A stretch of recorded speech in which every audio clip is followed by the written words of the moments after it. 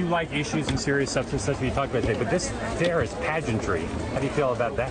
Well, my speech was not pageantry. Yeah.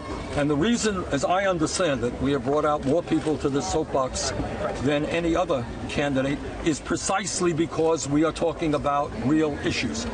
And what real issues are is the fact that the middle class of America is disappearing. We have the highest rate of childhood poverty of any major country, and almost all of the new income and wealth is going to the top 1%. That is a real issue. A real issue is that our campaign finance system, and let me underline the word, don't misquote me on this, it is a corrupt system. The United States, who's corrupt? It is corrupt. Who are the corrupt people? The Supreme Court that gave us Citizens United created a system in which billionaires can buy elections.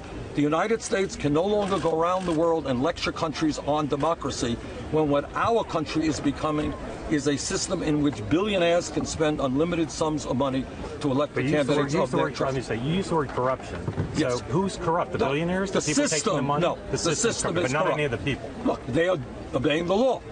The Koch brothers are going to spend more money than the Democrats and Republicans. Is that illegal? No. The Supreme Court said they can do that. I'm talking about a corrupt system. Is it an instance, though, of corruption if one of your rivals or any of your rivals has a super PAC that accepts money from billionaires? I think the whole entire system is corrupt. I don't know. I think I may be, I'm not sure, the only candidate that doesn't have a super PAC. And we are going to try. And let me tell you, it ain't easy. But presumably, if the system is corrupt, if there's a corruption there, if a candidate for president, Republican or a Democrat, is taking unlimited donations from billionaires, that would seem to be the perfect example of what you're talking about. That would seem to be a corrupt act.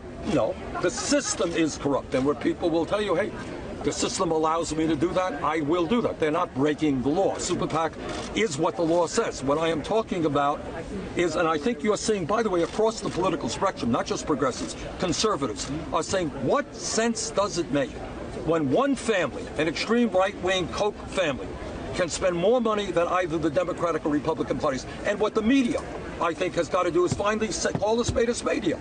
That is not democracy. That is called oligarchy, where you have a nation in which a handful of billionaires control the political process. Equally true for Tom Steyer and George Soros? Yes, it's true for any billionaire. All right, but clearly in this election, most of the money is going to come from Republicans. But the idea that any billionaire can have this outsized influence makes no sense at all to me. I was standing right next to you there while you were giving that speech. You got a yellow piece of paper in your hand, which you never looked at, but you kept holding on to. What's on that paper? Top secret, I can't tell you. Can you email it? FBI investigation. You spent the last week, you're out on the West Coast, had huge crowds, tens of thousands of people, right? Yeah. You get here, you were just in Boone this morning, just a few hundred people. No. Is that a letdown? Are you kidding me? Boone, Iowa, we had 600 people. Does anybody know the population of Boone, Iowa? That's a good part of Boone, Iowa. That's a great crowd. Before you go, these people have not heard your monster imitation. Can you get...